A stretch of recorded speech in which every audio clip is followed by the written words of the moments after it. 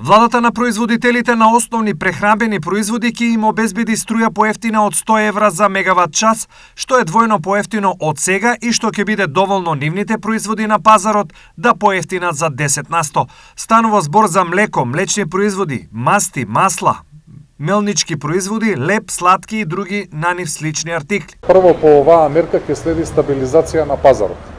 Значи, таа стабилизација се надевам ке околу месец дена, каде што ќе се види конкурентски како тоа ќе делува на производителите и конечно може да се утврди од прилика некој процент од 10%, каде што би се спуштила цената на основните производи, конкретно ако збориме кај нас во пекарската индустрија.